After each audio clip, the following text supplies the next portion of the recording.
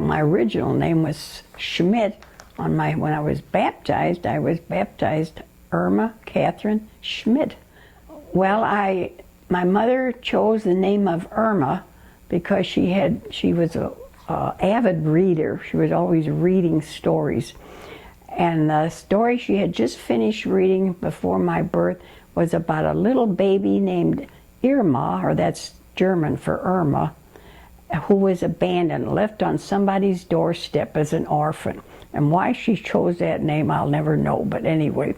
And my middle name was Catherine because that was my father's mother's name, Grandma Smith on my paternal side. So they named me Irma Catherine, and Schmidt was their last name. And then when the war started, see, I was born in 1913, before the Great World War I, but when it was started, and later in 1916, I think it was, or 17, my father's family were afraid of some kind of retaliation because the name of Schmidt was so German. So they didn't go to court, they just decided to change it to Smith, S-M-I-T-H. So that's been Smith ever since until I married.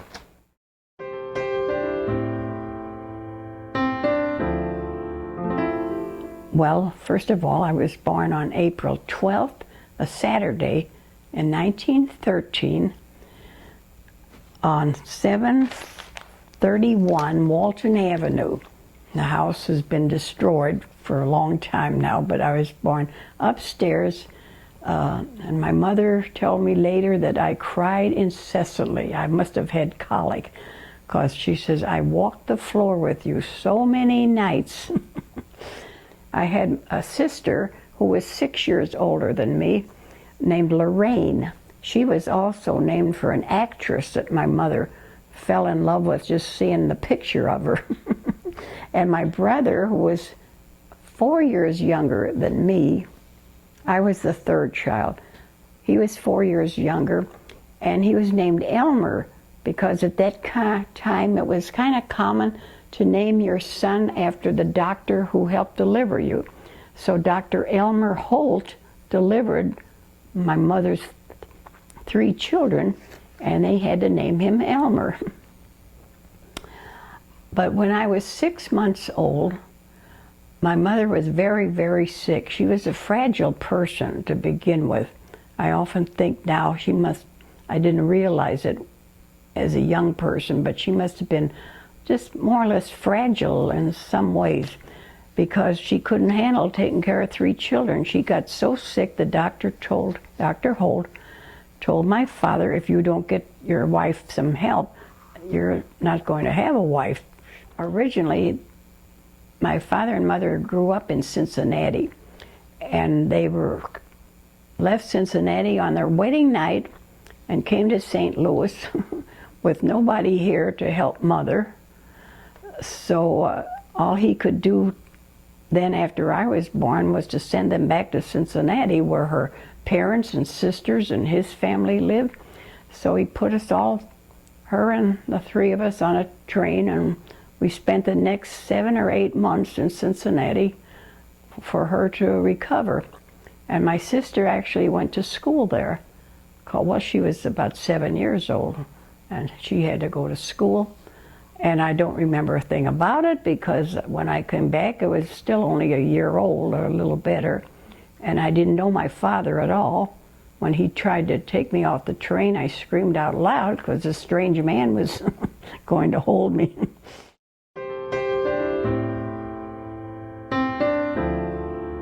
They both were born and raised in Cincinnati, and their parents had come to America from Germany, but they were children.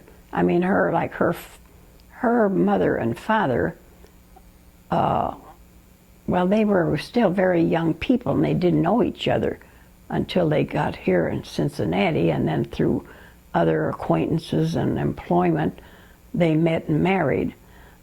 And my father's father and his mother were children when they first came to America, and their name was Sand, S-A-N-D.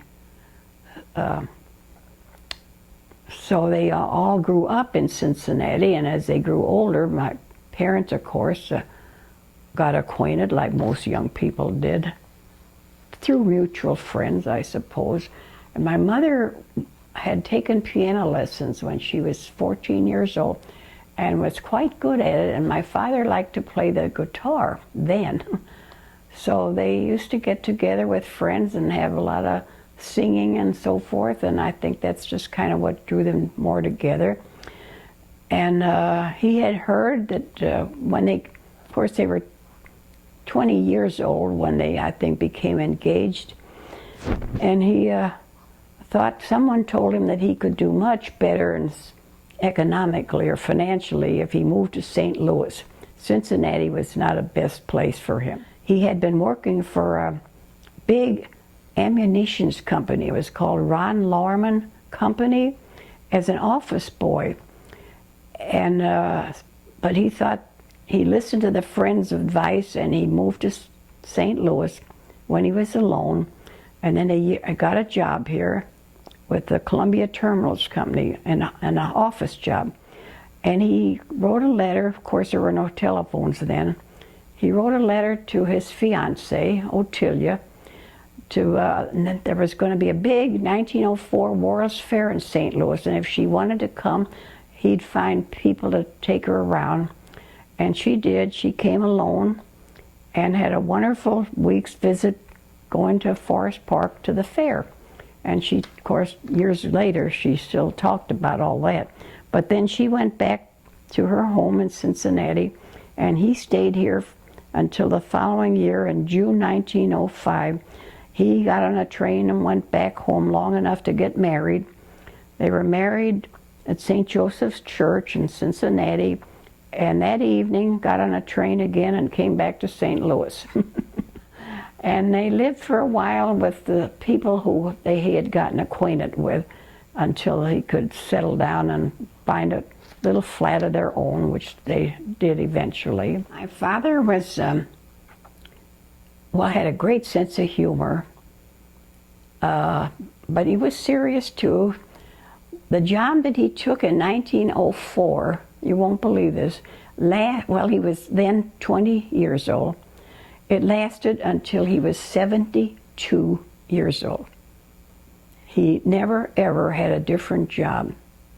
So later when we talk about the Depression, that is one reason why we sailed through it, I guess, a little better than other people. He wasn't a fabulous job, but it was a job that provided food and rent.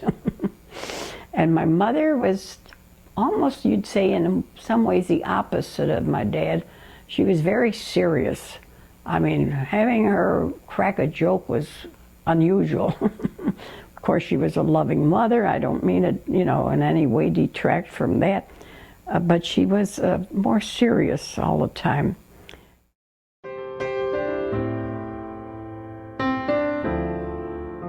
I have a first memory, and we lived upstairs on Walton Avenue, where well, this is where I was born, but we stayed there about 5 years, an upstairs flat. And my first actual memory, not just something that was told me, was when my parents bought a piano, a second-hand upright piano, because she loved to play piano, and she was good at it. But I remember standing at the top of the steps, seeing these men dragging up this huge piece of furniture. I didn't know what it was, and my mother said, "Get back, get back. You know, you can't stand here." So that was it. I mean, I really remember that big black piano, and we had that too for many, many, many years. Until long after I was married, it was still in the family, until one of my nephews said, "See, we didn't need it anymore because we had a piano of our own after, you know, my husband and I." And my nephew said, "I'd like to put that in my Roskilder," which he did. So it had a long life, that little black piano, and it was used very, very much during my childhood. Every evening after supper, my mother would sit down in the living room and play the piano, and my dad and I would stand behind and sing our heads off. And that is a happy memory that I have. And he had a good voice, too. And she would go down to Woolworth's downtown. That's where the stores were, of course, and buy her sheet music. Oh, I can't remember the names of them all. Irving Berlin and pieces like that. And then she'd play them on the piano and we'd sing. And that was a happy childhood, I think. And of course, my other happy part of the child was dolls. I loved dolls. And to this day, I still have pretty dolls sitting in my house. Of course, they're just ornaments now, but then they were real. To me, they were like real people. Oh yes, I played with them. They were my children, and you know, I talked to them like they were people, and yeah, I love dolls.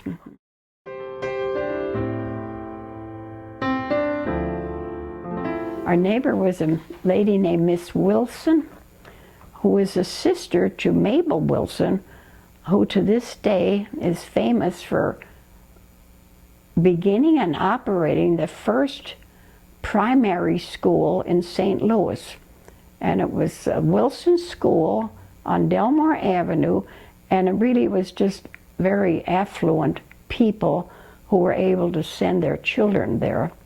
But on Saturdays, Miss Wilson, who lived next door to us, would take me out there to the school because there was no school on Saturdays. And it was just immensely interesting to see what Mabel Wilson, how she managed this school. She was all alone. Well, she had teachers, but I mean, it was all her idea.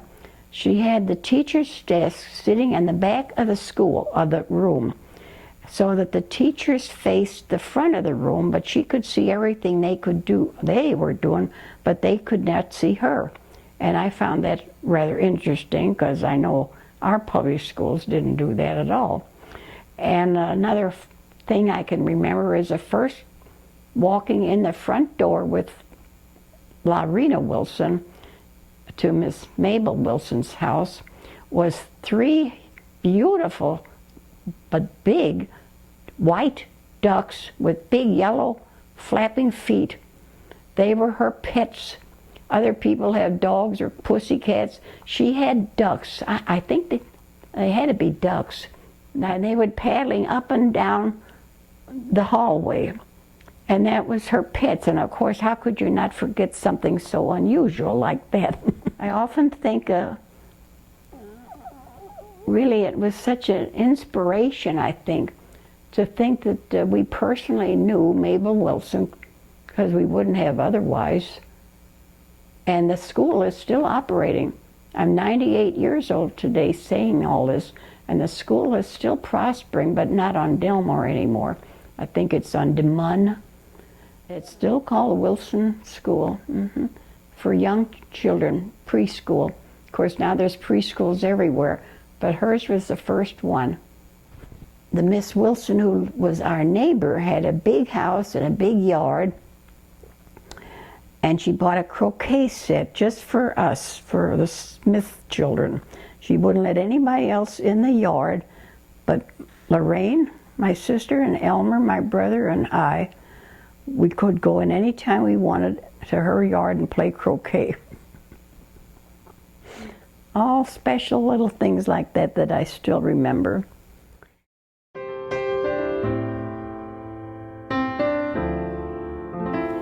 My brother, as I said, his name was Elmer, and he was 4 years older than me. He was very, very sick. When he was just about 10 years old, well, his birthday was in December, and the following spring he showed signs of always being tired. If we went anywhere together, he'd have to run and sit on the curbstone because he couldn't walk another step. Well, they finally, of course, my parents took him to the doctor. I guess that was Dr. Holt again, but he was a fine medical doctor, but he was not a specialist in any particular thing. So Dr. Holt, I suppose, is the one who recommended that they take my brother to a Dr. Kleinfelter, Louis Kleinfelter. And I'm mentioning this in particular because he was a pioneer in orthopedics.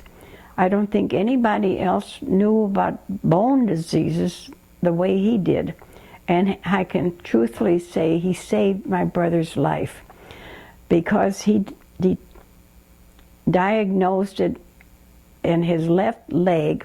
The femur was totally decaying, I call it.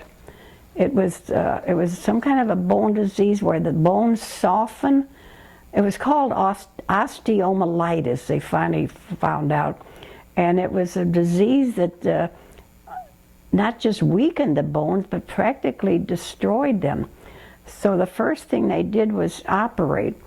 But not to make it too long a story, he was in Missouri Baptist Hospital, which then was on Taylor and the Holdeman car tracks. This is right in the middle of North St. Louis, I guess you would call it. It was years later when they moved to the county. But it was a very good hospital at the time, and he was in the hospital for exactly 6 months and 2 days. And later, years later, people say, "How long were you in the hospital, Elmer?" And he'd say, 2 days and 6 months. But he was a very, very sick boy. As a child, to suffer that much, because they performed 4 surgeries during those 6 months. But it was each time to remove this destroyed bone, and he was bedfast for so long, and he got so thin. And by that time, we had moved from Walton Avenue to Kensington Place, which was just a block from the back of the hospital, as I remember it. But you had to cross the Holdeman car tracks to get to the door of the hospital. And I'm mentioning this because I would go and visit him alone, nobody else, all by myself. I was 6 years old, and I would go cross the Holdeman car tracks, go in the back door of the hospital, because that was closest, go up in the elevator, and to the 4th floor where my brother was in a ward with all of the others were men. He was the only child in the ward at that time. And of course, the nurses got to know me because I would go quite often. It was summertime. I wasn't in school. And one day I told the nurse, I said, "Would you please put my brother in a wheelchair? I'm going to take him home." And to this day, I can't believe they did it. They helped me get in. He got in a wheelchair with the nurse's help, and they helped me wheel him down to the door.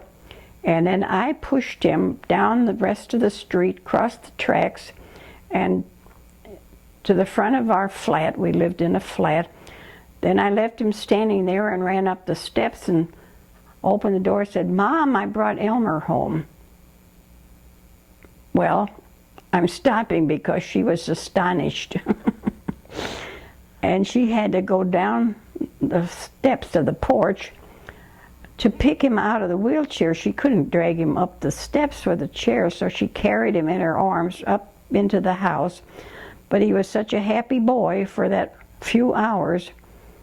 And the crazy part is that I can't remember how he got back, but I guess I took him back. Even my own kids can't believe it, but that's what happened. And I don't understand my mother, and I don't understand the nurses. But I guess they thought it would be such a good thing for this little boy to spend a day at home, spend a few hours at home. Even after the doctors permitted him to go home, they thought he was on crutches, and he couldn't go out. And in fact, he never did run. After that, he could never play baseball or anything that required running. But after that, he did lead a normal life otherwise. But until he fully recovered, he was at home a lot. He learned how to do things, of course, just by playing at home. And then I became his constant companion, and that brought us close together. You know, we would play games or board games, and the men that my father worked with used to smoke cigars. And when the cigars were gone, they gave the empty cigar box, which were made out of nice little, I guess you would call it plywood today, thin pieces of wood or extremely heavy cardboard. And they gave those boxes to my dad, and he brought them home. And guess what my brother did with them? Oh, my dad also went to the hardware store and bought what was called a scroll saw. I had never seen one before. But it was a safe saw, a small one with a small blade. And Elmer taught himself how to make things out of these cigar boxes. And that kept him busy for more than a year. He made me a whole dollhouse, a great big dollhouse with 4 big rooms, just out of all these cigar boxes. And that wasn't enough. I don't know why I didn't keep some of it. He made furniture for each room. He made a bed that looked like my parents' bed, all out of little pieces of wood. And then he made a kitchen, and he made a little bitty sewing machine. And if people today don't remember, sewing machines in those days weren't electric. They had a treadle on the bottom, and the lady who sewed would sit at the machine, and her feet would make the treadle go up and down. Well, he even made the treadle go up and down. He fixed it in a way that it didn't go automatically, but if I wanted to, I put my little doll on it, and I made her make the treadle go up and down. And it's amazing what he did just by his own self. And he should have grown up to be a cabinet maker, but he didn't. When he grew up, it was a depression, I think. And my dad didn't want him to go to high school. He thought it was a waste of time. And he sent him to a business school where he learned how to type and take shorthand and do office work. And that was how he spent the rest of his life. He got good jobs, good office jobs, but I often wondered why he couldn't have been a furniture maker. Our grandpa, Leverman, was a cabinet maker, and he made beautiful furniture. And I guess that gene was in my brother, but it wasn't, cultivated or followed up. You know, they should have let him follow in some way his grandpa's accomplishments. And all our lives, though, we were close. Years later, I'm going way back now, way ahead now, he and his wife and children moved to Texas. They were obliged to move there because the company he worked for, he had to even go there or not have a job. But anyway, after he started living in Texas, he and I would talk every Sunday night on the phone. One Sunday, if I called him this Sunday evening, then the following Sunday he'd call me. So our relationship was always very good. But of course my sister's was too.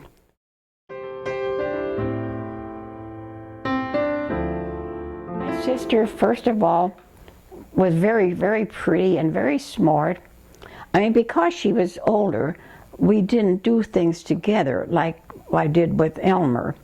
But as she got to be a teenager, she would do things for me. She was the one who gave me my first birthday party when I was 12 years old.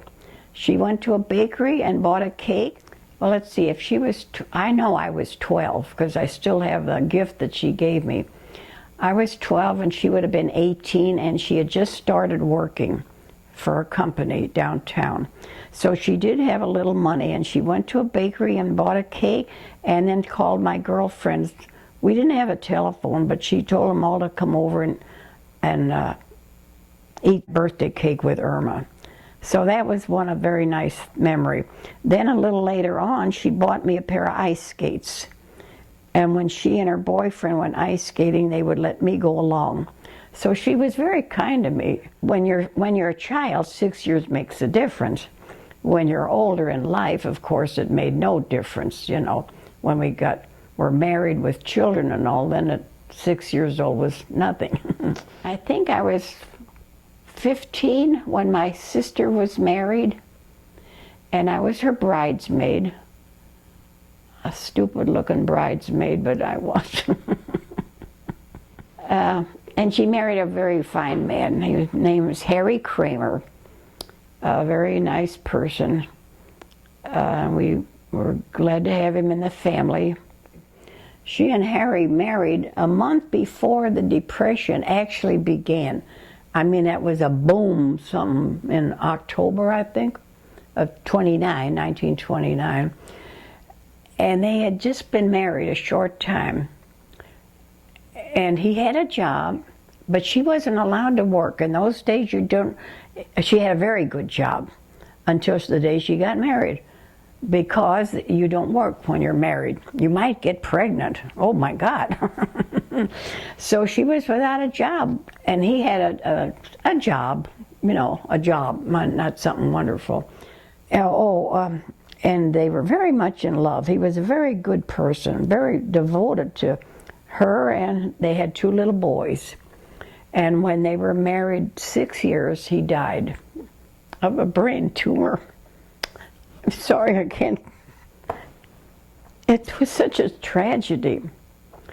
And there she was with a little boy who was not quite 5, and another one who was 6 the day he was buried. And it was hard. But then she could go back to work. This was 6 years later, and she was a widow. So the same company hired her back, and they were so good to her. But she never remarried. She raised the children, but I had to help raise them because, again, they had to have somebody. Eddie wasn't quite 5, and Jimmy was 6 the week that he died, or so. And my mother, again, she was frail. She just kind of threw up her arms. What am I supposed to do with 2 little boys? Somebody else, she was only 54 years old. That's young. But she was, I guess she couldn't help it. She just didn't know what to do with. And I wasn't working at the time, so it just more or less, well, Irma will take it. And Lorraine knew I would take good care of them, and I did. So today, they're grown men. They're both of them just 80 and 81 years old. They're more like, we've always been this close, as though they were my sons, instead of, you know, they'll call me on. One lives in Ohio, had been there for 60 years or more. The other one in Virginia, and they still call me, and Erna, what are you doing today? Or, you know, so.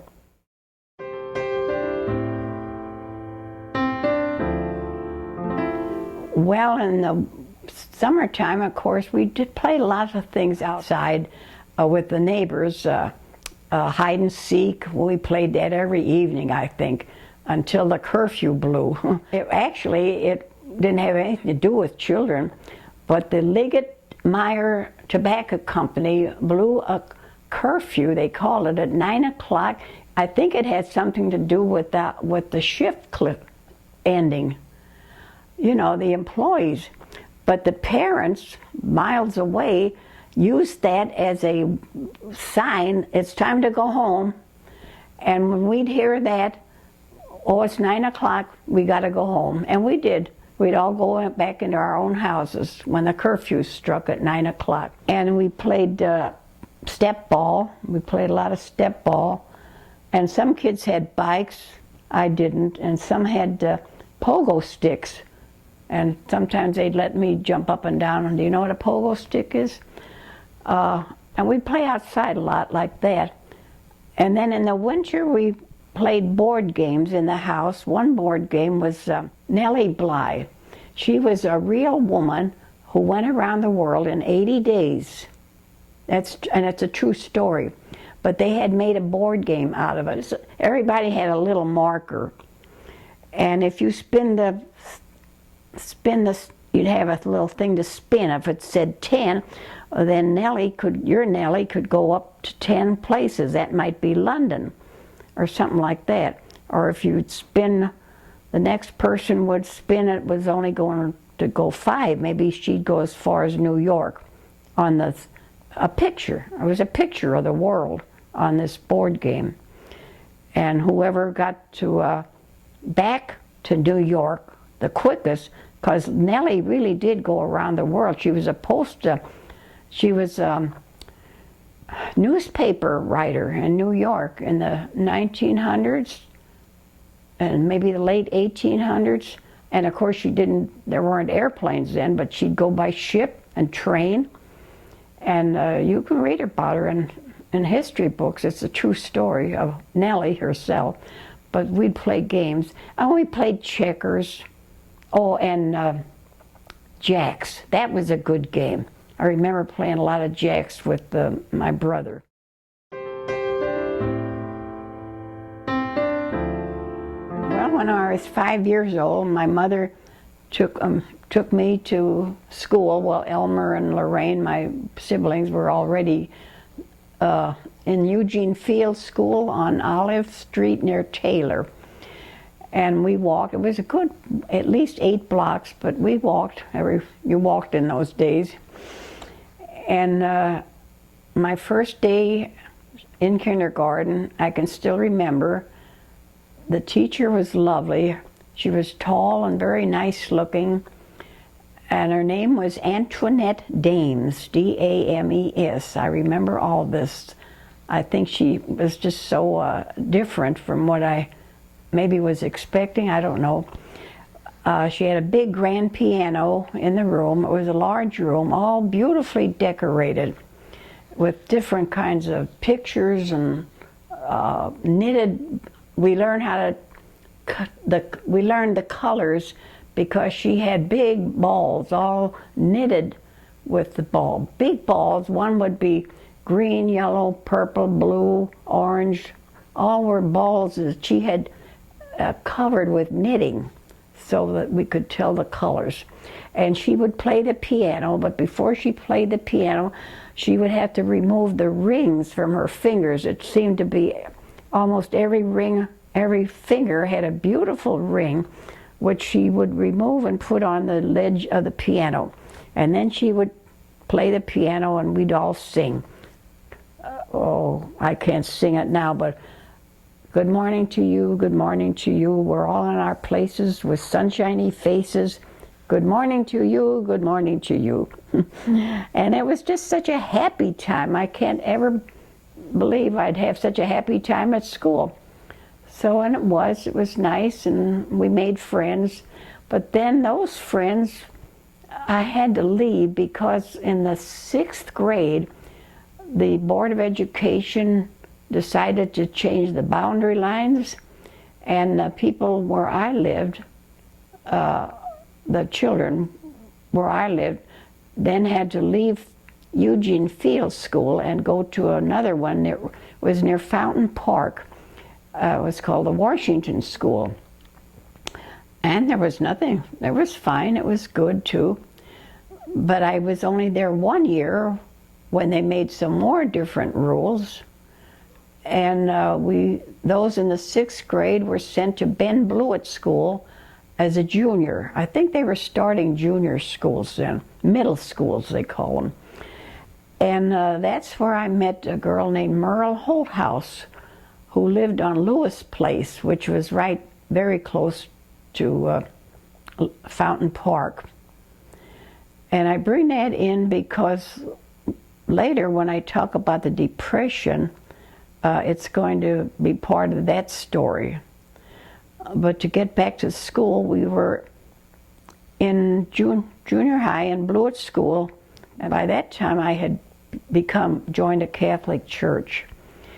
And I guess I was probably the only Catholic in the whole school, because most of them were Protestant, good Protestant people, and a majority were Jewish, because it was in that neighborhood where quite a few Jewish family lived, even rather well-to-do families, more so than my family. And I think what I think back now is that the music teacher, she would play the piano again, and we'd sing, even no matter what we sang. It could be patriotic songs or just old time songs, and sometimes we'd sing like holy, holy, holy, God in your powers, and holy songs. But you know what was strange? Now Protestants sang it, and I was a Catholic, I sang it, and all the Jewish boys and girls sang with them. There was no such thing as being prejudiced. I was never ever prejudiced, and I think it was due a whole lot to being with all these Jewish. Oh, another thing, before I went to Ben Blewett, I was, my best playmates were Jewish girls who lived on Kensington. And on, I think it's called Passover, in the spring, I'm pretty sure it's Passover, my girlfriend Pearl Klein, would sit on the front steps with me, and she'd share her matzahs. So I learned what matzah was. And on Saturdays, she'd say, Irma, Mom and I are going to the butcher's shop, will you go along? And I'd say, sure. So I went to the butcher's shop, and of course they always bought chicken. They wouldn't dream of buying pork. And that's the way I learned about the Jewish religion. And they were such good people. How could you not like somebody that's a nice girlfriend? And we played together, and the mother was nice. And like I said, in school we would, the Jewish kids would play with us. And in the 3 years, 6th, 7th, 8th, Blewett, Ben Blewett, I mentioned Ben Blewett, and I made the 3 years in 2.5. They kept promoting me. I don't know why. I guess I had good grades. Well, could I just mention one time when they said, I think it was 7th grade, we had, our assignment was to make up an original Christmas story. And I won a prize because, should I tell the story briefly? Well, little boy, I'll call him Billy, he was anxiously awaiting Santa Claus. So they were all upstairs in their bedrooms, and he couldn't sleep. He was hoping Santa Claus would soon be there and so forth. And then he heard a noise. He said, oh my gosh. Well, the parents were asleep, of course, and so were the other kids. But he decided to sneak down the steps so he could really see Santa Claus. Because he thought he heard a noise. And sure enough, he got halfway down the steps, and there was Santa Claus.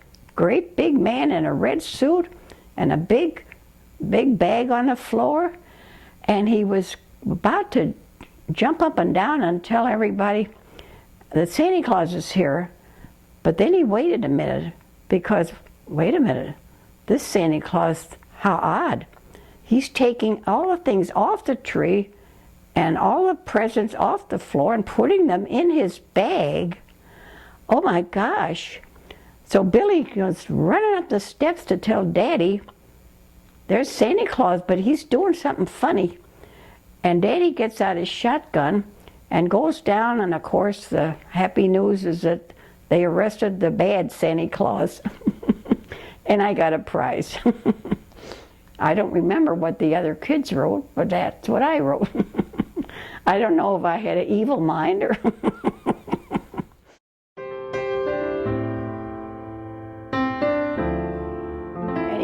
After 2.5 years at Blewett, I moved on over to Soldan. It was an outstanding high school then. It was really considered one of the finest in the St. Louis area. It really was. Some families who lived in the West End and were really considered wealthy sent their children there. Now, we weren't wealthy by any means, but there were people in our category, I guess you'd call it. I have good memories of every teacher. There are quite a few men, especially shorthand and math. They were very fine men teachers in those classes, and the women too. And I think the one woman, we had one short class of Spanish, and it endeared me for life to the Spanish language. For years, up until today, at my age, I love the Spanish language. And I owe it all, I think, to our teacher, who then was called Miss Blaze, Miss Blaze, Mrs. Blaze. She was a married woman, probably not, not pregnant. But anyway, we had good teachers.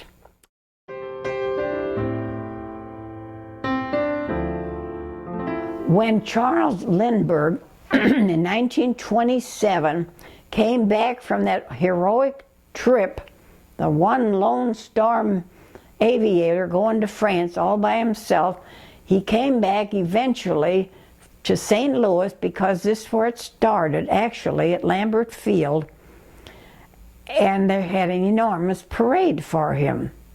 So, of course, my mother wouldn't miss something like that, and I'm glad she didn't. So we walked from Kensington Place, it's a pretty good little walk, but we walked over to Lindell Boulevard and stood in front of the big new Catholic cathedral, they call it, still called the Catholic Cathedral, and because that's where the parade was going to pass. So we did actually see Colonel Lindbergh, or not, Charles Lindbergh, sitting, or I think he was stood up in the car and waving to the crowds as he went by.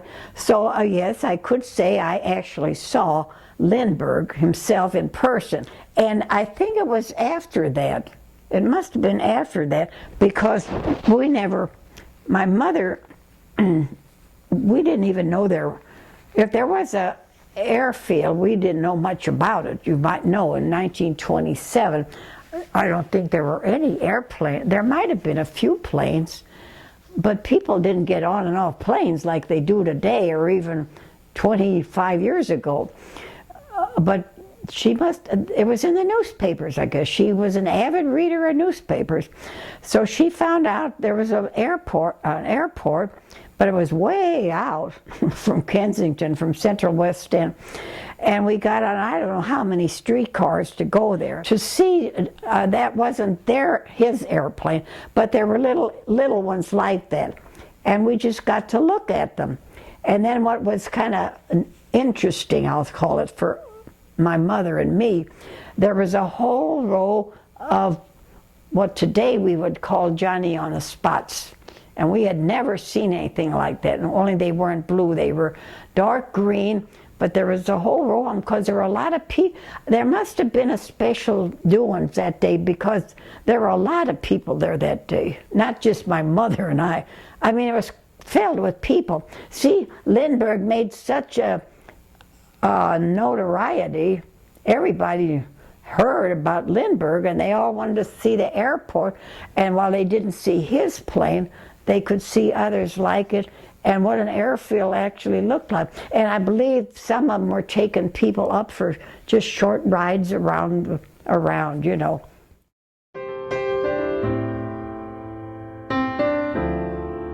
Well, we didn't, of course, we may have had a radio then. I believe we did have a small radio, but of course there was nobody had a television, hadn't been invented.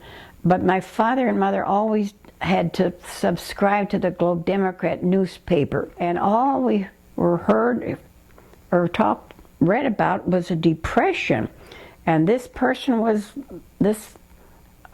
office was being closed, and that office was being closed, and blah, blah, blah.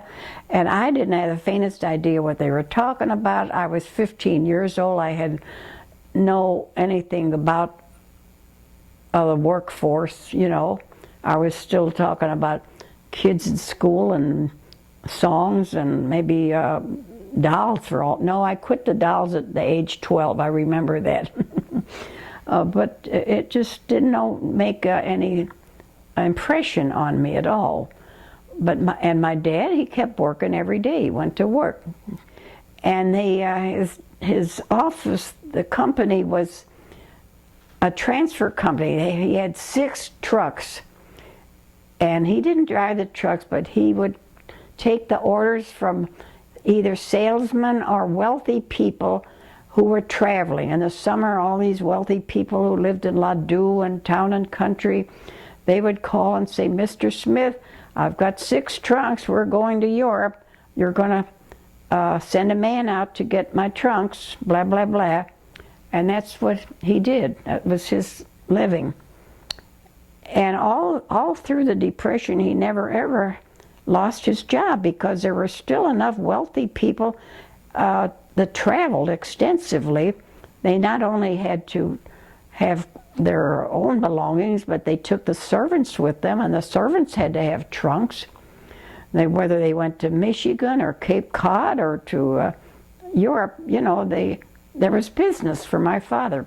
So then we started hearing about this Depression, and we knew people. He said, "Oh, did you hear my friend George is laid off?" And blah, blah, blah, somebody else is laid off.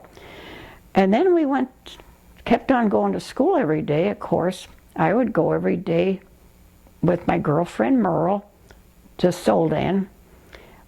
But one of the girls in the class, her name was Selma. I know her last name, but I won't mention it. And she was absent, which was unusual for Selma. She was a very bright girl, a very lovely girl, but she was never absent. You know, it was unusual. But after a week, we finally found out. I guess the teacher told us. I'm not real sure how we found out. This is hard to say, too. Selma did not come to school all this past week because her father is dead. He jumped out of his office window, which was about 10 floors up in the bank building, and killed himself. He had found out he lost everything. I wish I wasn't. I mean, it's so long ago, why am I crying? But it was terrible. And now, well, again, I thought, why? What? What do you mean he lost everything? Why would he lose anything? It just didn't occur to a 15-year-old girl, because my parents didn't talk much about all this in the first place. But then shortly after that, I got another blow. This girlfriend I've been talking about, her name was Merle, who lived on Lewis Place in a very, very pretty bungalow, way nicer than what we were living in. She had hot running water. She had a big backyard. They had a garage with a car in it. All this. And she says, "Irm, we're moving." And I said, "Moving? You're leaving this pretty house on Lewis Place?" "Well," I said, "Well, where are you going?" I thought she was going to maybe move too far away and I wouldn't see her again. "Oh, we're going to rent an old flat up on Albert Avenue," which was awful. It's just not a bad neighborhood, but just very poor. And I said, "Why?" She said, "Well, my father lost his job. He had a good job. That's why we bought this nice house. But he no longer has a salary." So that was another blow. And then I guess by that time I began to realize, what did they mean by a depression? Well, I could say that it did not impact me or my family. I don't think even my mother, because she was such a homebody. But it did my father, only because it was people he knew that were affected. He never, ever missed a day's work. In fact, he actually worked on Sundays too, which was not so nice for my mother and the children, because we never got to go anywhere together. In summer times, my mother would always take a big lunch along, and we'd get on 2 different streetcars and go all the way out to Creve Coeur Lake and have a ball out there. Just had a merry-go-round and had music and had the lake to look at, you know. But my father never went to any of those places because he worked 7 days a week. But other than that, I have to admit, the Depression didn't really hit us too hard. We still lived on Kensington Place, and I guess, I don't know how to put this, but the nicer people were moving away. It was becoming a little bit shabby in more ways than one. And my brother said, "Dad, why are we still living in this neighborhood? All our good neighbors are gone. Why can't we live in a nicer place?" But in 1932, my dad finally listened to my brother, and we moved to South St. Louis, for a much nicer flat, and it cost more than $15 a month, because that's what he had paid all those years growing up. He paid $15 a month, and in fact he had to mail it. He never had a bank account. My father, they just were kind of behind the times, I guess you'd say, in having bank accounts. He would put a $10 bill and a $5 bill in an envelope and send it to Mr. Douglas in Mexico, Missouri. He was the owner, the landlord, and the 4 people that lived in the same building had to do the same thing. There were 4 family. It was a 4-family building, and we had nice neighbors. We had one couple we kept up with for years, even after I grew up and they moved away. We were friends, you know, and but we finally got out of the neighborhood to Elmer, my brother's pleasure and mine too. When I was in about the 7th grade or 8th grade, I don't know why my father didn't have the money, but he did not have enough money to buy a winter coat for me. But a neighbor had given a sweater to my mother, and so all winter, walking all this distance to school and back, I wore a sweater, and I was cold. Yes, I was freezing. And a couple of times the girls that would walk with me, "Irma, aren't you cold just wearing a sweater?" "Oh, no, I'm not cold." But of course I was. And it wasn't until 2 years later, and I even hate to say this, but he bet on the horses. Somebody said, you know, try to bet on a horse, gamble a little bit. And he won $300 that year. And not only did I get a beautiful winter coat, but so did my mother. We went to Famous and Bar downtown, and my mom and I, and we bought each a coat for ourselves. It was very pretty. In fact, it lasted a long time. It had a fur collar. The first coat I ever had with a fur collar, a small fur collar. I would say that Dad always had a job, you know, and he did. I mean, at times maybe it wasn't enough to buy good coats, but he always paid rent and doctor bills and food and electric, and we had to buy coal. I mean, I still remember the coal truck coming up to the house, and they'd put a big chute from the back of the coal truck into the basement window. And we didn't have a furnace. We had no furnace. We had to have a stove in the kitchen all year round, and in their bed, in the parents' bedroom during the winter. And then in the summer, we didn't have electric refrigerators. We had ice boxes, and Mother would put a sign in the front window. Either it said 25 or 50, and that was how many pounds of ice she needed that particular day. And then the man would come up into the house with a big, what do you call, cleavers, like, to carry the ice in and out, put it in the ice box. Years later, I was so used to saying ice box all my childhood and even into my young adulthood, that when one of my grandchildren asked, could he have a soda, I said, yeah, it's in the ice box. And he stood still and he said, what's that? And I said, oh, I don't know why I still say ice box. I said, Steve, I didn't mean ice, I meant the refrigerator.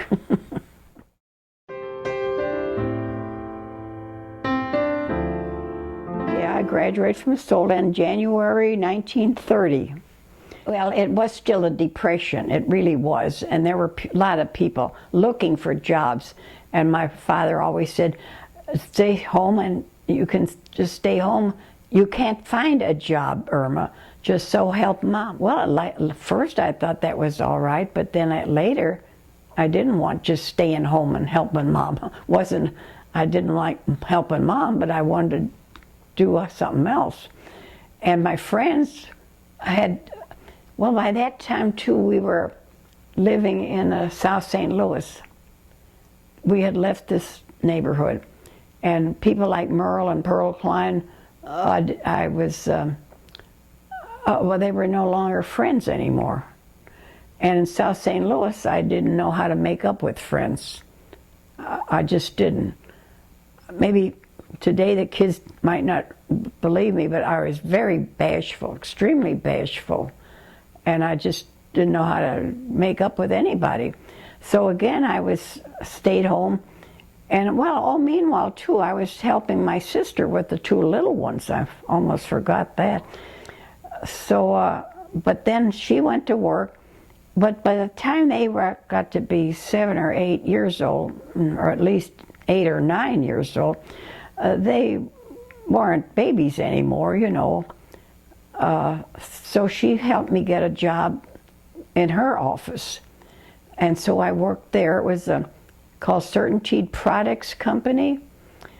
But they had left, she always worked for them in a big Boatman's Bank building, in a very nice office downtown. But meanwhile, they had moved to East St. Louis, where I believe they made the products, you know, and it wasn't nice at all. Well, the office was decent, but it wasn't like living in downtown St. Louis with a beautiful office. And I stayed there about a month, and I didn't like it. I didn't like anything about it. I didn't like East St. Louis. I didn't like the other women in the office. They were kind of, again, I don't want to be unkind, but they didn't seem to want me to learn it. You know, the one woman especially, she was quitting, but she wanted the bosses to know how important she had been. And I'm not saying that, to defend myself, but it did seem that way to me. So I just said one day, after about a month or 6 weeks, I'm not going to come back here. So again, I was without a job, but of course I was still at home. But I had seen a little notice in the paper about a place in South St. Louis. I found out later it was on the campus of Maryville College. And then, of course, I have to explain Maryville College, which is now out in the county, was originally a beautiful big college and a convent on facing Nebraska, and then it had another building, what they called their science building for classes, facing Minnesota Avenue. And in this building on Minnesota, they used the upstairs for classrooms, and of course this was all owned and operated by the Sacred Heart nuns. It was a Catholic college for young women. And the nuns had all this first floor space vacant, more or less, and I guess they thought, why don't we make use of this? So they opened it up for young women, not college girls, but any young women, no boys, but just young women who wanted to advance their knowledge or wanted to learn shorthand and typing. Maybe they had done factory work and they wanted to do something different. So they opened it up for that. And it was just 3 evenings a week. So I joined that more or less to meet people and I already knew shorthand and typing, but it didn't hurt to brush up on it either. So after I was there for about couple of months, I started meeting other young women. One was Loretta Maloney, who became my best friend for many years after that. And even more important, I guess, was the nun who was in charge of this little outfit. They called it Barra, B-A-R-A-T, Barra Center, because the nun who founded the order, her last name, her name was Madeleine Sophie Barra. She was a French nun, and they just put the name Barra Center. So I got acquainted with the nun as well as some of the young women who turned out to be nice girls. I mean, some were longtime friends. But the nun had a characteristic which was really a wonderful quality. She could see the potential in people. Anyway, and she said, you know, Irma, you're not working. You said, would you like to help me and be my secretary? And I said, well, yes, that sounded good to me. Now the pay wasn't very good because nuns don't pay well, but I thought I'm going to try it.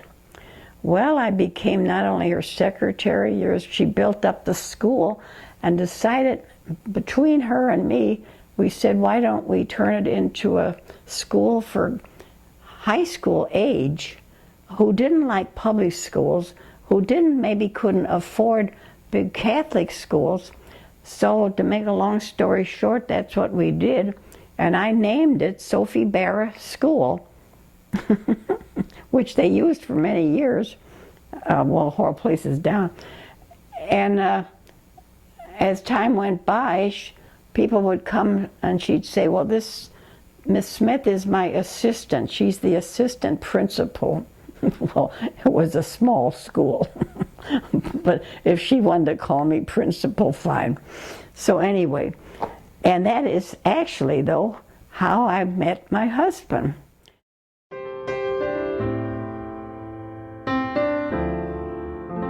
Now, who would think that you go to a girls' school run by all nuns, but they had to have a couple of men who did the heavy work.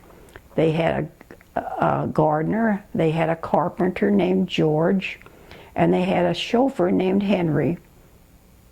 So how did I meet Henry?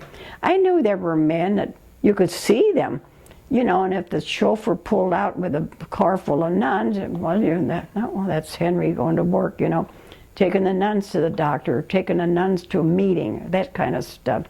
It happened, though, that in the summer of 45, I think it was 45, Mother Lawler came, oh, I didn't say her name, but the nun I worked for was Mother Catherine Lawler. She says, do you know how to drive a car? And I said, oh, a little bit. My dad had a car. My dad had permission to let my brother show me how. He knew how to, my brother had learned how to drive. And he said, I'll show him how to drive. So we went on a real private empty street and went up and down a little bit, you know. But I had never driven in traffic. So when Mother Lawler comes to me one summer day and says, do you know how to drive a car? I said, a little bit. Well, she said, do you think you could drive the college car? I said, oh my word, a Cadillac, an 8-passenger Callan? No, I don't think so. So she went back to the nun who was in charge of this. They had already given Henry permission to go to his sisters who lived on a farm. Her husband had died and she needed help with the harvest. And Henry grew up on a farm, which I didn't know anything about. I didn't know about Henry any more than you did. So she said, Henry has gotten a leave of absence. Our chauffeur, she said, has a leave of absence to go to his sisters and help her. And we need somebody to drive these 4 young new women to St. Louis University. Oh, I said, I could never do that, Mother. I don't know how to drive a big car in traffic. The second nun was Mother Happy, so help me God, that was her honest to good name, Happe. She said, I'll tell Henry to give her some lessons. He's not going for another week. So tell Irma Henry will help her. He'll bring the car around to the office tomorrow, and she should be there, and Henry will teach her how to drive the Cadillac. So we did. I got in and I said, hello, Henry, I'm Irma. Oh, he said, you're Miss Smith? And I said, yes. And then he said, have you got a first name? I said, yes, Irma. So we drove a little bit around and I said, oh, I can't reach the pedals. Oh, she said, well, let's stop the car and move the seat up or whatever. So every day he'd take me out for a few rides until we finally got up on Grand Avenue. And, you know, I was getting a little more comfortable driving a Cadillac on Grand Avenue and blah, blah, blah. So by the end of the week, Mother Happy said, yeah, I said, I think I could do it. I'll risk it. I can do it. But by that time, Henry met me at the front door, which he had never done in his life, and said, I got some tickets the nuns gave me for a show at the arena. Would you be free to go Friday night? I thought, free to go? Hell yes. I didn't say that. Well, I think so. I said, yes, I think I'd go.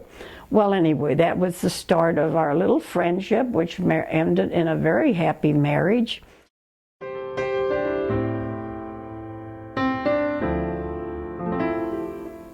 The day we got married, oh, well, poor Mother Lawler had a fit when I told her that I was getting married. Oh, that was the last thing she wanted to hear. But, you know, she said, well, you won't quit? Oh, I said, no, I won't quit. Well, I didn't. You know, I didn't have to quit. I wasn't pregnant yet. So she gave me we had already arranged our wedding. It was small. It was going to be small. No, I didn't wear a bridal dress. I wore a pretty pale blue suit, which I had made, and Loretta, the girl I met, had a pink suit just to match it, and a little white hat, because we had to wear a hat. You know, if you didn't wear a veil, you had to wear a hat. And his boyfriend and Loretta were our witnesses, and we were married at Mass at Our Lady of Sorrows Church.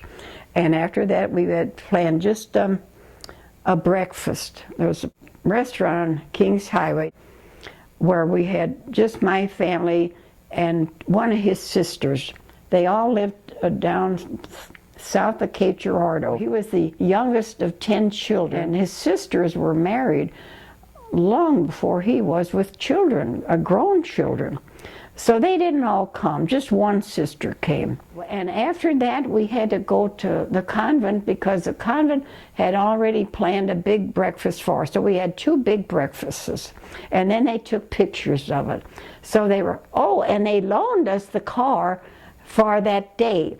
And he had a friend I think he had his nephew drive this Cadillac, and the one that got us acquainted, I'll say, drove us also to our wedding. I think it's a because her name was Happy, Mother Happy. Who else would, from a convent, would get a man and a woman together? And he was a little older than me, but I didn't care. I mean, we seemed to like the same things. And we lived together very happily until he had a heart attack right here on this floor. He fell out of his chair with a heart attack, and he died. But and then 10 years later, I married another man. That's where I got the name Killian. And my married name to Henry was Lindbergh. He was Dutch. His grandparents had all come from Holland.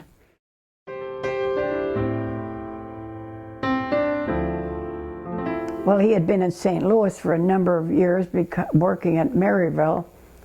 And before that, he had worked in Michigan for a long time during the winter at an automobile plant.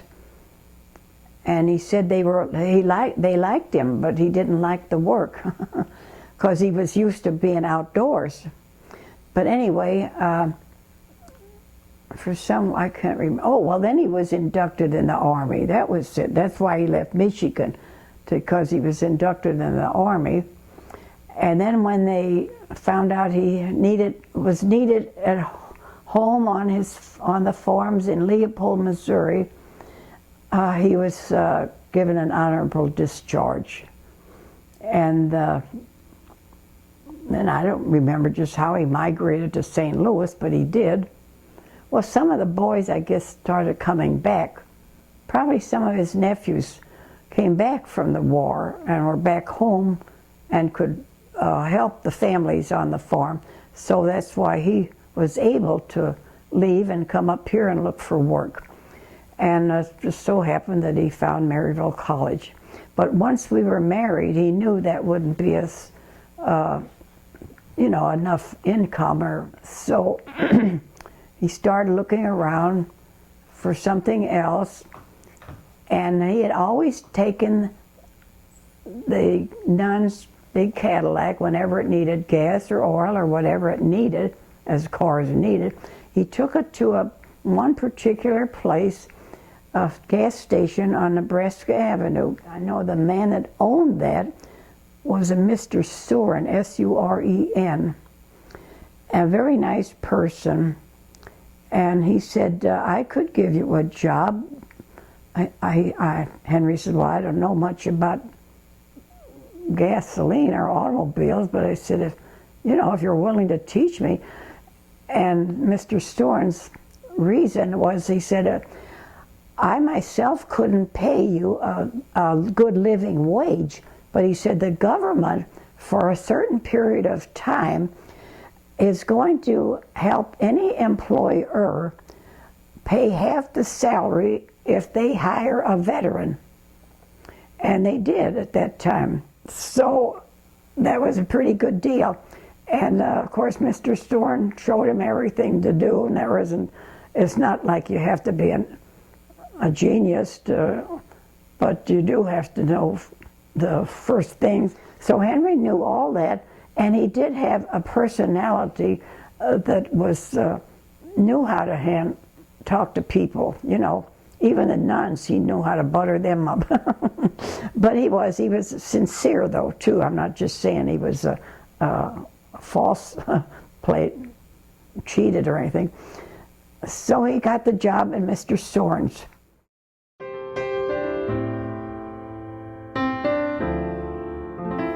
I thought, well, I'm going to keep on working. I might never get pregnant, and I don't know. We didn't plan. We didn't decide. But by October, or about November, I thought, oh my gosh, I'm going to be a mother. But I didn't want to tell the nun yet. I was still helping her as a principal, and I was teaching a little bit, Well, she didn't like it, but she knew well, can't you come back afterwards, after the baby's born? They don't cry much, they don't do much. Can't you work anyway? And I said, well, Mother, I'm afraid it's not quite that easy. They do cry, and they want food, and they want baths. And I said, and my mother isn't up to all that. I said, I'm really going to have to ask you to find somebody else, which she did. But I worked till 2 weeks before Joanne was born. But I kept in touch with her, the nun. She was such a lovely person, and I had learned so much from her. I can't just tell you exactly how or what I learned, but from being a very, very timid person, I could mention one thing. After I was there about a year, this was all before Henry and all that, we'd give plays for the girls that attended school. The girls themselves would be in a play. And I had to do a lot of speaking beforehand and during the play. All the parents of the children came, and I asked my mother and sister and a few people like that to also, if they want to come just have a fun evening. So I get up and I speak to these auditorium of 200 people, and it didn't bother me a bit what I was all saying. And my mother told me afterward, she said, I almost fell off the chair. I never knew you could talk to 200 people in your life. I said, well, that's what Mother Lawler does. She teaches you what to do and how to do it. And the girls, too. The newcomers in this little high school, girls, they would come in just shuffling their feet or chewing gum, and they didn't know how to talk, When they left there in the first year, they were perfect ladies. They were refined, they knew how to speak, they knew what to say, how to speak it. She just had a marvelous ability to use their potential to the top, which I think was a marvelous trait. Even some of the other nuns could not do what she did. Well, she got me to speak to 200 people, where before I couldn't speak to 1 or 2 people without blushing or acting stupid, Because I worked for the Sacred Heart nuns, it wasn't just their holiness or the word nuns, it was their actual lives that I couldn't help remarking. and wanting to imitate, not by being a nun, but by the lives and the love that they lived and that they shared. It meant a lot to me. We married on August the 7th in 47, and she was born the following year on July 16th. And we named her Joanne. She was baptized at Our Lady of Sorrows Church. We took his mother's name. His mother had been gone for many years already. She had died. I never knew her. But his mother's name was Johanna. She was a Dutch girl. And he always spoke so highly of her. That was one thing I loved about him. He was always so highly regarding his mother. Not that he didn't like his father, but his mother was always very top in his list. So we called her, she was Johanna. So I said, well, that's kind of old-fashioned name, but we could leave out the H and call her Joanne. And so we did. We called her Joanne, and I wanted Marie for her middle name. So it was Joanne Marie Lindbergh, okay. And she was a very darling little girl. She learned quickly, too. One cute little thing I remember about her when she was just 2, well, she had a little chair that she sat on instead of going to the bathroom. The bathroom was upstairs. So we put her on a little chair and next to the refrigerator, so she wouldn't be conspicuous. And if you happened to just walk by it, that meant she's, don't see me, don't see me. She didn't say that, don't look at, don't see me. And then later, we'd have pretty butterflies, you know, and we'd take her out in the yard and the butterflies would fly by. Seemed we had more of them then than we have now. But she said, those are not butterflies, Mommy, those are flutterbys. And I thought, oh, how smart. You're smarter than a botanist. They should be called flutterbys. Makes more sense than butterflies. So that was a cute little saying, I thought, as we lived with my parents. They didn't like living alone.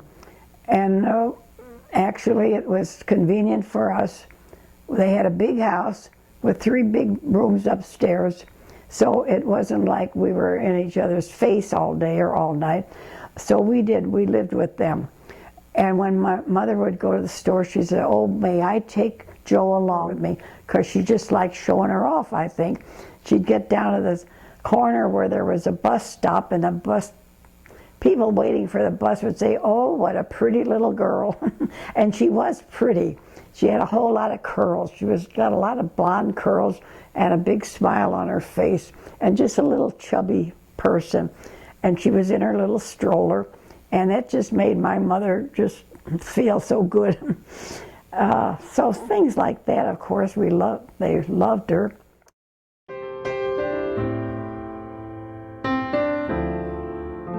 Two years later, Barbara was ready to live on the planet or come.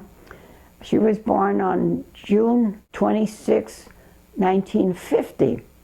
I was in St. Anthony's Hospital, and I kind of woke up. I guess I was a little groggy after the birth.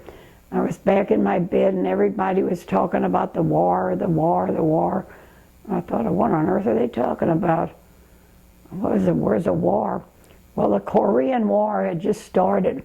So sometimes I laugh at myself when I think that Barbara was born, her birthday is the anniversary of the Korean War, June the 26th. But we named her, I wanted to name her Sue. I thought Susan was a cute name. And Henry threw a fit. Sue. I said, well, what's wrong with Sue? Well, I'll tell you what's wrong with Sue, he said. I used to date a lady from Maryville. Her name was Sue. And if it ever got out back to Maryville that I named a child Sue, she'd think I was thinking of her. And I sure in a heck ain't. So I said, well, what do you suggest? He said, I like Barbara. I said, well, that's fine with me. Then we'll name her Barbara. But I got a kick out of that too, because I didn't know he had dated a woman that used to work at Maryville. Her name was Sue. So she had some cute things too I could mention. One was when she was 3 years old, the lady next door, her name was Helen, very nice neighbor named Helen. She would come out and we'd stand in the driveway and talk a little bit. Joanna was already in kindergarten by then, and Helen used to make a pretty much fuss about Barbara. She liked kids, and she said, "Barbara, one day, where do you get those big blue eyes?" And without just a second's thought, she said, Barbara says, "They came with the body." And Helen looked at me and I looked at her, and we were speechless. 3 years old, and without even thinking about it, they came with the body. And to this day, I don't know where, but she's always been quick and smart, but so has Joanne. But wasn't that something? She came with it, they came with the body.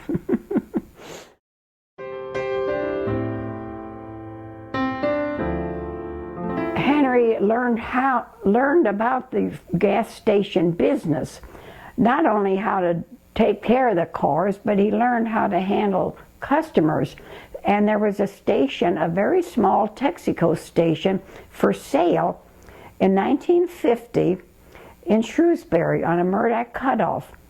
And Mr. Storen found out about it, and he suggested that why didn't Henry look into that? And he helped Henry, and with Mr. Storen's help, we bought the station, and he helped us set it all up, and lo and behold, it trickled in. The business just trickled in maybe for a while, but Henry was so good with relations with people that we had a very good business.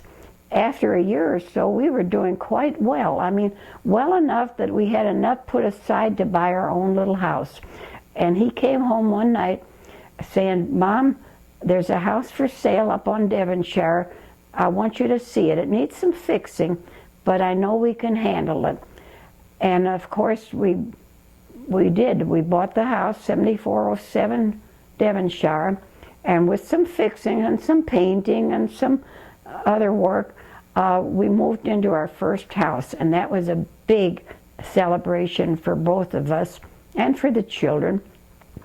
It had a big room upstairs where we fixed up for their room.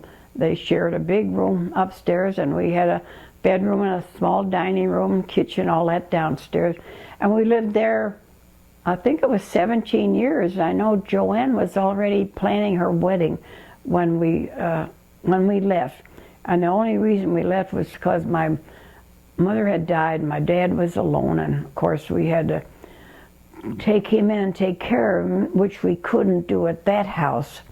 So eventually we moved here on Brunswick, because by that time Barbara was engaged to be married to Bob, a nice boy. Joanne was already married to her Bob. We had two Bobs. I asked Barb's Bob, "Can we change your name?" And he said, "No, that's my name." I said, "Well, then we have two Bobs." But they both have been wonderful sons-in-law.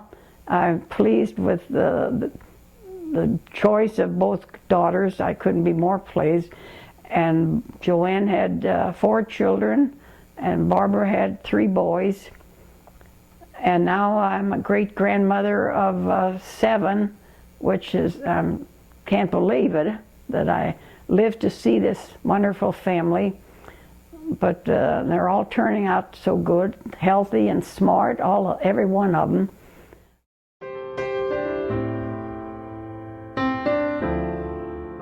Both, when the girls graduated from high school, they went to Notre Dame High School, and wondering just exactly what they should do.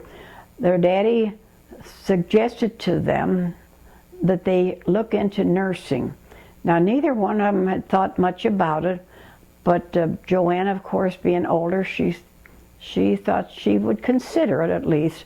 So she went out to St. John's, who at that time had a school of nursing, and became a nurse, a registered nurse after 2 years, got her diploma, and started nursing at St. John's Hospital.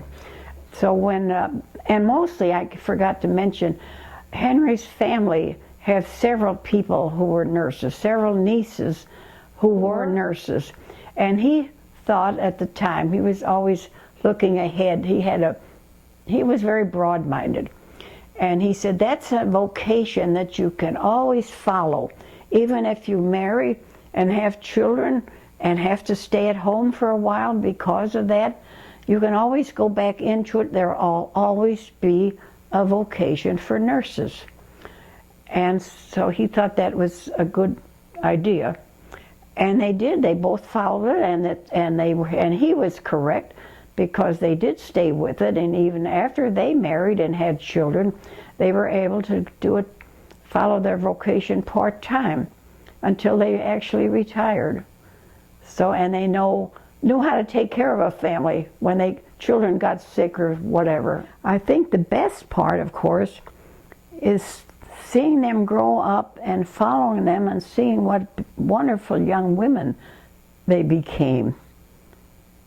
And I say this sincerely, a lot of it came from Henry, because he was without a college education, he had such a good mind, and he could see a whole picture instead of just a part of one. And I think that has a lot to do with raising a family. And he was very broad-minded. And of course, I loved them when they were little. I guess when they would say, "Mommy, can I have a cookie?" or something. I think a mother's influence, in a way, seems more attuned to their childhood. But of course, I am proud of them now. I love them, and I couldn't ask for better daughters, because they treat me now like I treated them when they were children. Now it's their turn to take me to the doctors and buy me what I want or what I need, or help me in whatever way, or just come and talk to me. And that is very, very rewarding.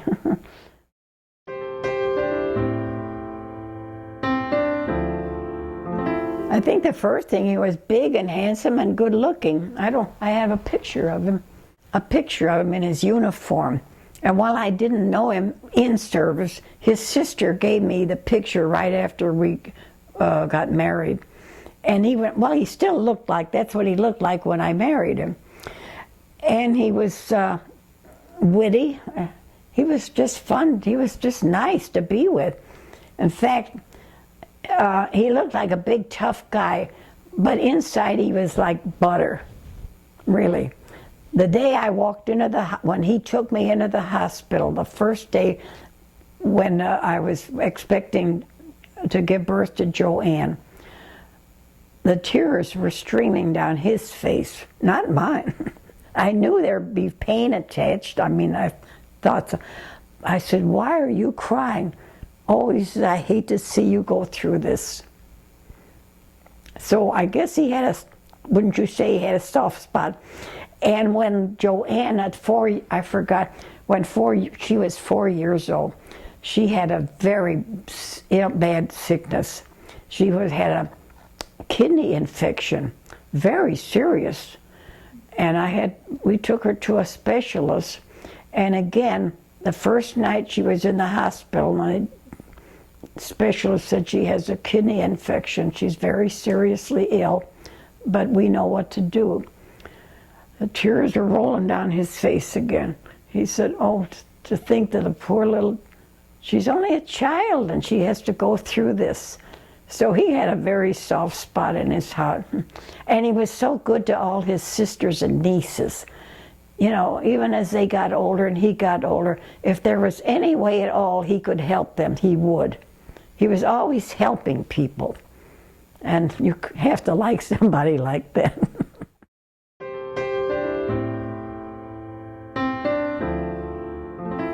It was March 17th when he sat there on the couch.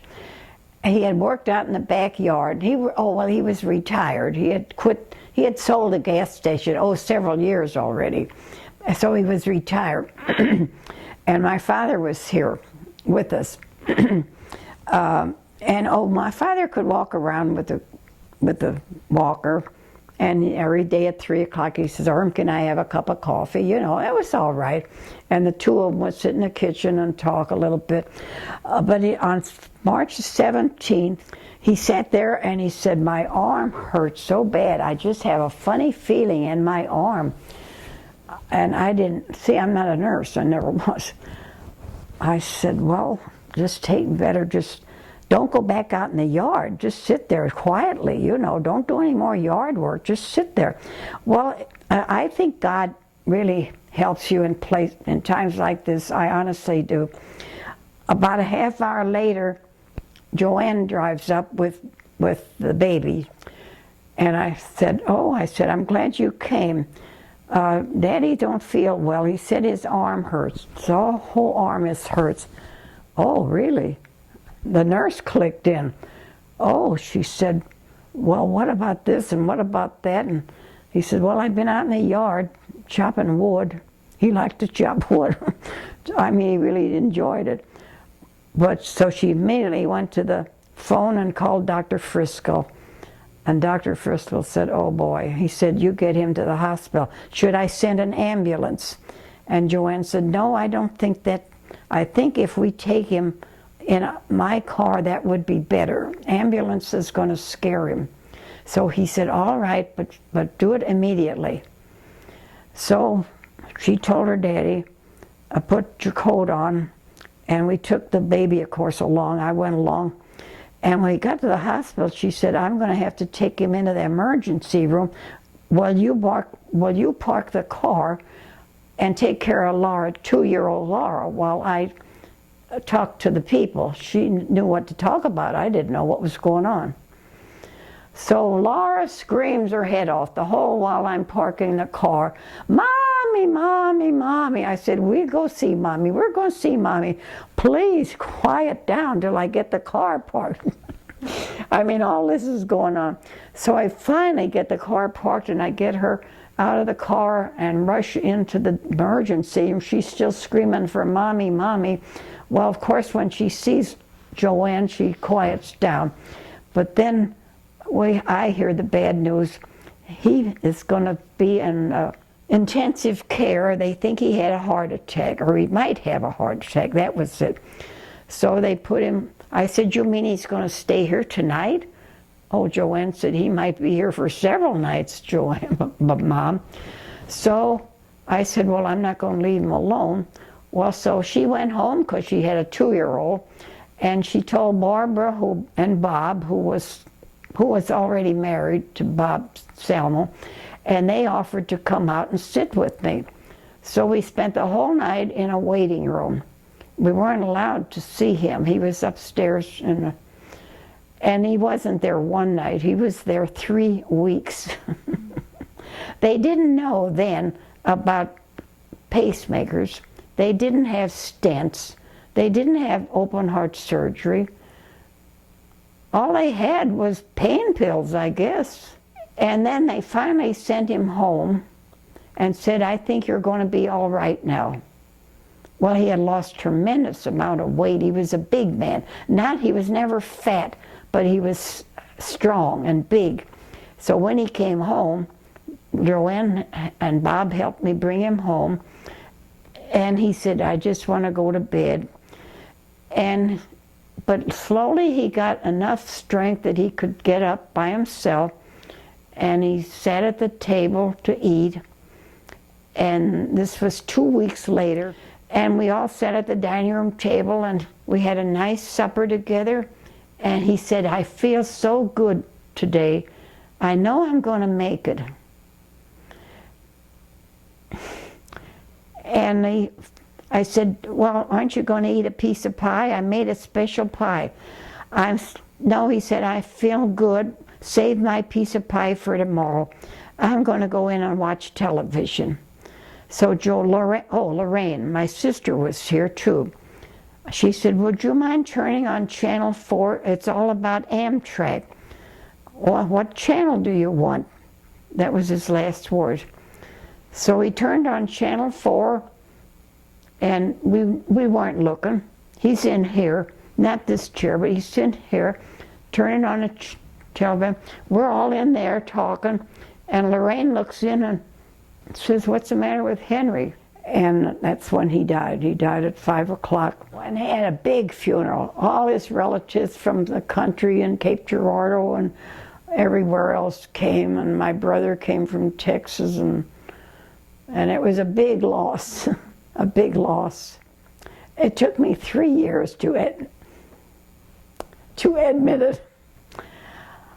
Every night I slept with the shirt that he died, wore when he died. For a long time, then I thought, this is silly. But it had to be at least a year. And I just knew it had to be. God wanted it that way, and you have to make the best of it. And I had my father to take care of. And I think by having God take care of my father was the way I was able to, I wasn't a total loss. I wasn't sitting here alone every day. God gave me my father. And then when he died, he gave me Jim, I guess.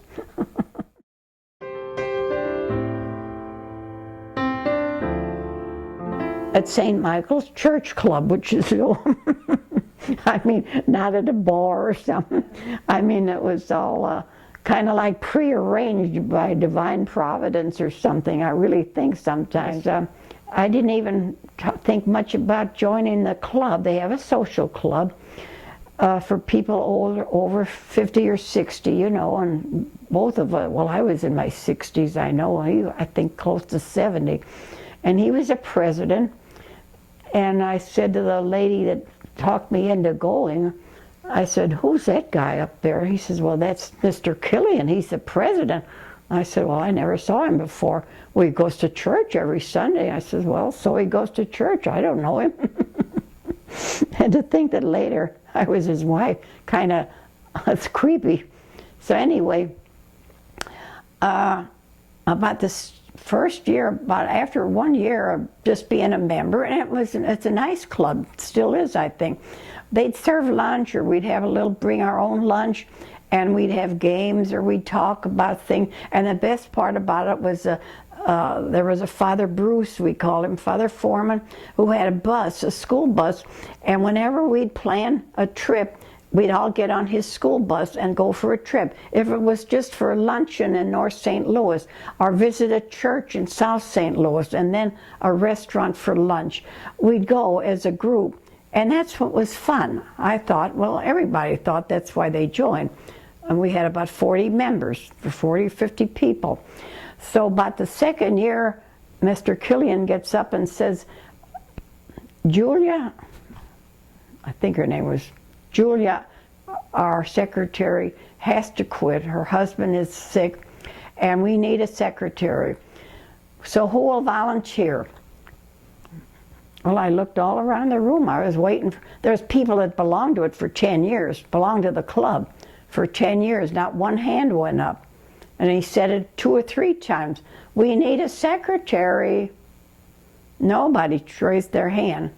So when the meeting was over, I went up to Julia and said, I used to be a secretary. I was secretary for years before I married.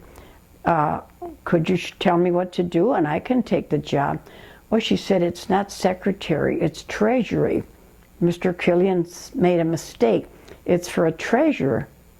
Oh, I said, well, I'll take that job too, because I was treasurer also at the same school. I was treasurer for years. I used to take thousands of dollars after a card party. I'd put it in my purse and get on a bus and take it to the bank. I did. Oh, she said, well, I think you'd know what to do. And so she told Mr. Killian, she says, Irma, Miss Lindbergh said she could take the job. Oh, good, okay, fine. He didn't care as long as somebody took him.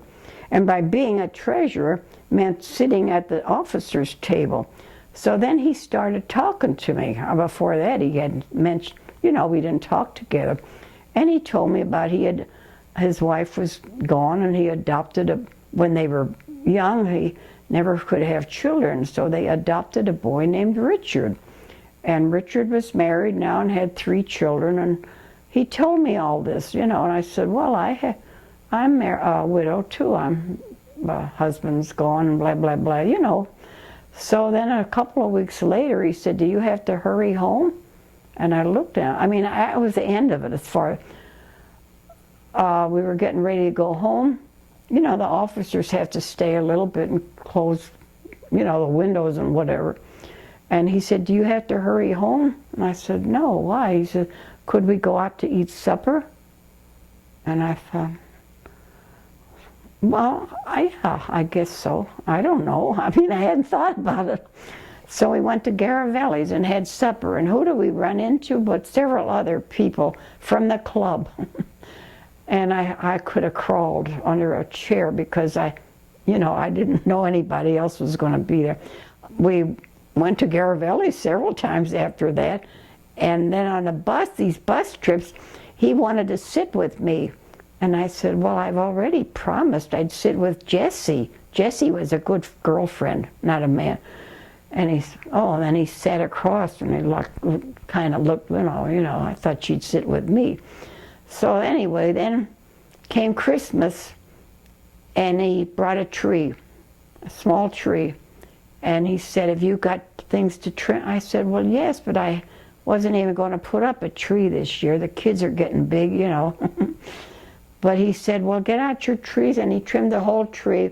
And then that night, too, when he left, he said, would you ever consider getting married again?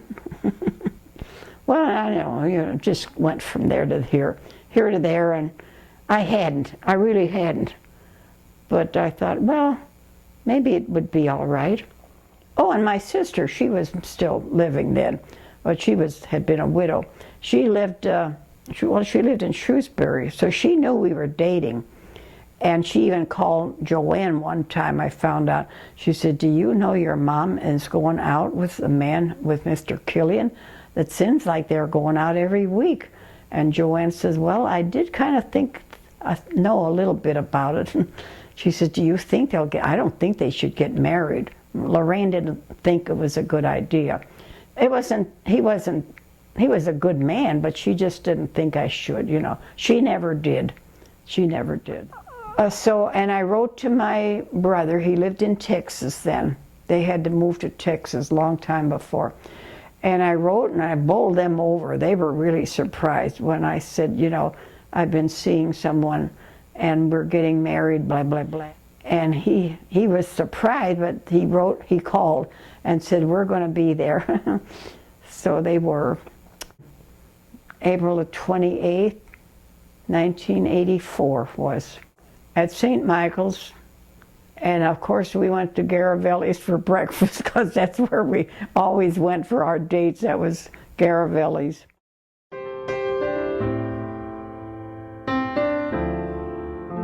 I liked his good humor. He was very good humored, and always kind of positive, upbeat. And he belonged to a mineral and gem and mineral club, which I hadn't known anything about, and it became a very fascinating subject. And he had the basement filled with the most beautiful minerals and gems and all kinds of things that I didn't know existed, Mozartite and all kinds of, I can't think that quick, all the names.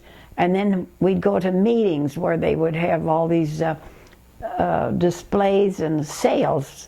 He would sell some of them, And I thought that was very interesting. It was.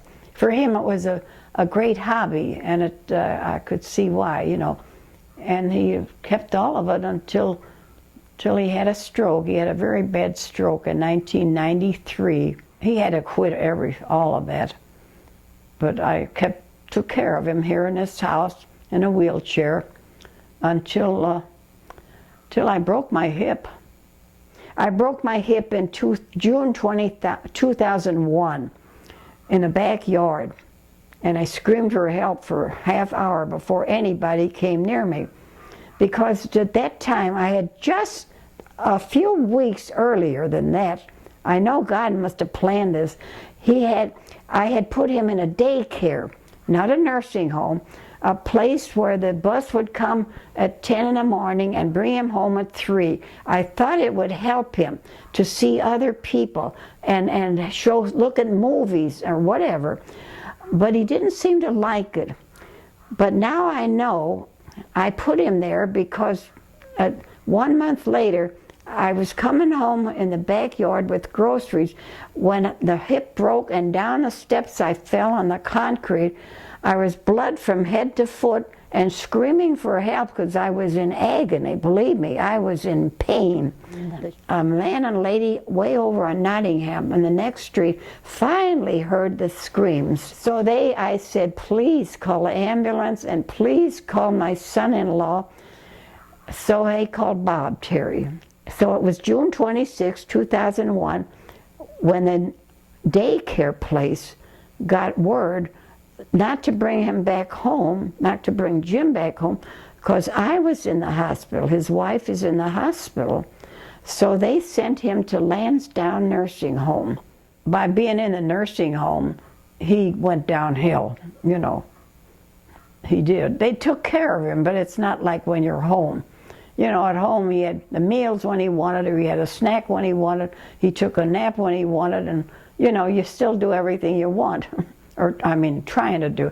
My kids were so good about taking him out, too. And my grandchildren would come to visit. They put their arms around him and say, hi, Grandpa, how's Grandpa Jim today? And he loved when they did that. Oh, he just grinned all over when they'd say, hi, Grandpa Jim.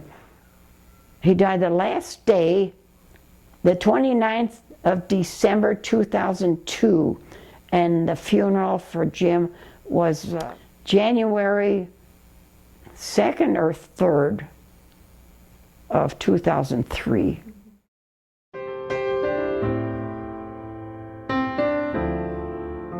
Oh, well, it's meant tremendous because they're all so good. And of course, all children are adorable when they're little, just like the little grandchildren now, when they learn how to speak or when they learn how to do something that's new or different, you praise them. But now that after they grew up, they were even more wonderful. I guess I can use that word because they are. And they're always doing things for me, every one of them. You know, whether they're the married grandchildren or the single grandchildren, they come and, what can I do for your grandma? Or if I call them and they say, well, of course I'll help your grandma. What do you need? Just tell me. And now they bring their children, you know, and it's just wonderful being a grandmother because the parents, of course, do the worrying and I get the pleasure. I guess that's about what most grandchildren would say.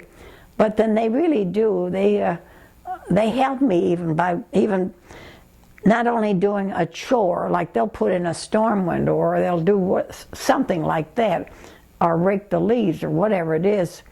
I'm not just talking about chores, I'm talking about just coming and visiting or inviting me to their house.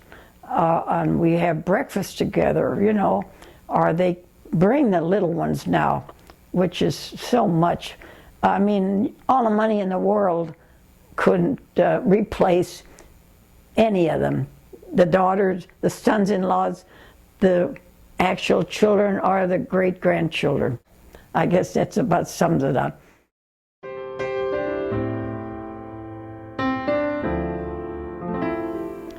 Well, I hope, first of all, that they all stay healthy for a long time.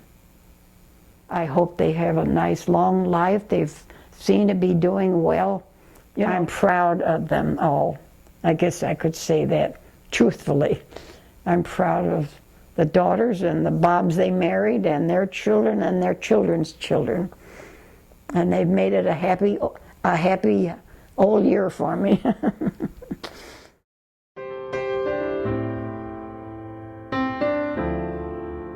It does help to have faith. If I'm supposed to give a word of advice to my children, you can't, the more faith you have, the better life you have. And the more patience you have. You have to have patience with your spouse. Don't, don't think, oh, when he said this, I thought he meant that.